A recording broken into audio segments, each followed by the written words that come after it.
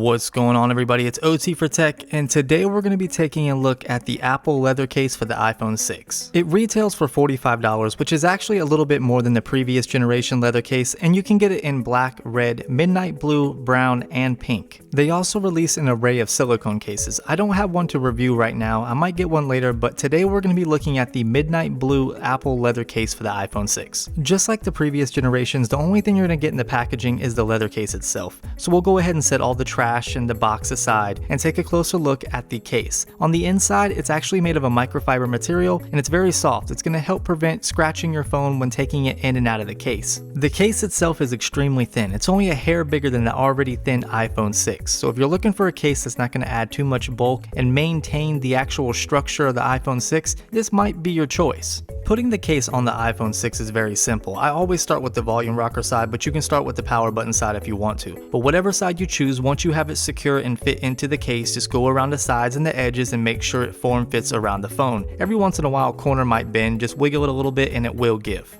The power button and the volume up and down buttons are covered and they are fully functional, and they actually give you a comforting clicking noise and they're very tactile. And the mute toggle switch is also fully accessible and you won't have a difficult time reaching it and getting your finger in there to click it on and off.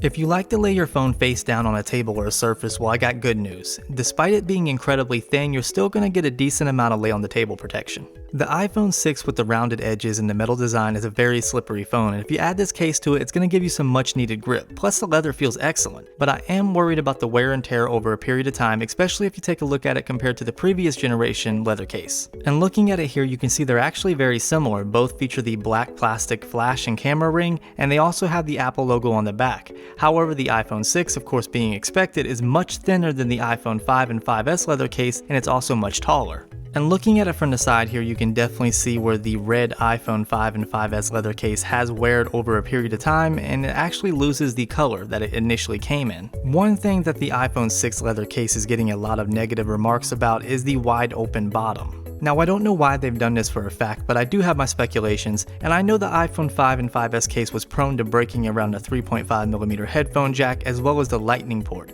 and when the plastic broke, it would no longer have that secure fit around your phone that it initially came with. Also, since Apple has recently acquired Beats Audio, they want to ensure that their cases are going to be fully compatible with the Beats Audio accessories. And since it's much cheaper to cut a wider opening on the bottom of a case than say go back and change every headphone jack and every dock that Beats Audio has ever made, I think this is why they've also incorporated the wider design on the iPhone 6 leather case. And here's a closer look at the wear and tear on the edges of the iPhone 5 and 5S case, which is to be expected with the iPhone 6 case. This case is priced way too high and it doesn't offer that much protection, and generally that's the reason why people buy a case for their phone is protection. I mean, they want it to be fashionable and look nice as well, but the main reason why you buy a case for your phone is to protect it. And you're not going to get that much protection with this case. You'll get some decent scratch protection, but not drop. You can find a much nicer case with much better protection for a much cheaper price. Well guys, I hope you liked this video. If you did, don't forget to hit that thumbs up button. It really helps out the channel. And don't forget to subscribe so you don't miss any of my new content. And while you're at it, why don't you check out some of my older videos? You might like what you see.